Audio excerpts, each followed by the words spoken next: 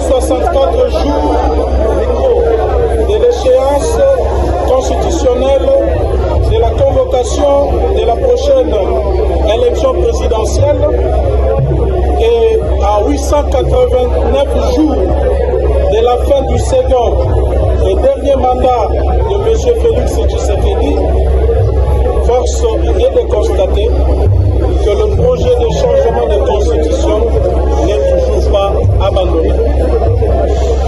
Le renvoi au Parlement de la loi portant délibération du référendum pour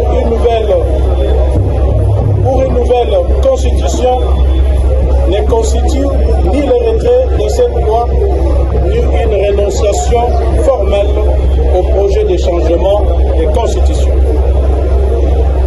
Dans un pays confronté à la guerre et à l'occupation d'une partie de son territoire, le risque de compromission de la cohésion nationale et de la balkanisation que fait peser un tel projet constitue une menace supplémentaire artificiellement créée pour notre indépendance nationale, notre souveraineté et l'intégrité territoriale de la République démocratique du Congo.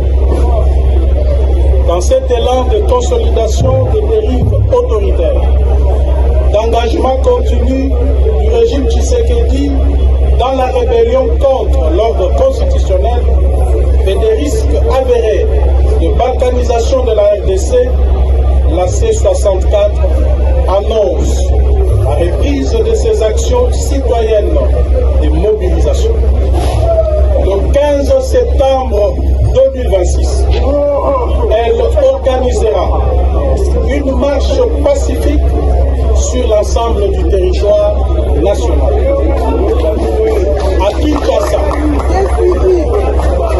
À Kinshasa, plusieurs points de rassemblement seront déterminés pour converger vers le palais du peuple, siège de la représentation nationale. Pourquoi là-bas? Parce que la patate chaude s'y trouve. Tshisekedi a renvoyé la patate chaude au Parlement. Cette mobilisation portera un message sans équivoque.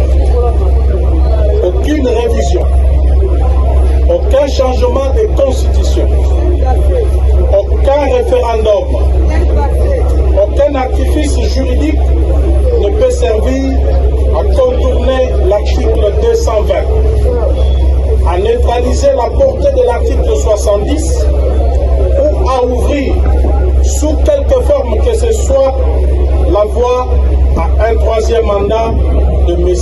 Félix Tshisekedi. Peuple congolais, l'heure est à la vigilance et à la mobilisation. À un troisième mandat de M. Félix Tshisekedi. Peuple congolais, l'heure est à la vigilance et à la mobilisation. La Constitution du 18 février 2026 est notre pacte républicain. Elle protège notre héritage commun, organise l'exercice du pouvoir et garantit au peuple son droit de choisir librement ses dirigeants. Elle appartient au peuple et nul ne peut en disposer à son gré pour prolonger son pouvoir ou se maintenir à la tête de l'État au-delà des limites que nous nous sommes collectivement données.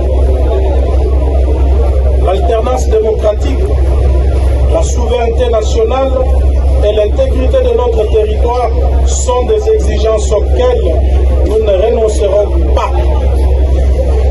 Gardons foi en nous-mêmes et dans notre pays.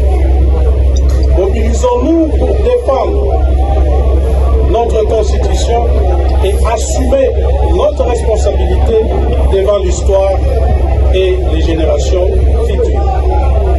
Pas de troisième mandat pour Félix Tshisekedi. 2028, Alingate,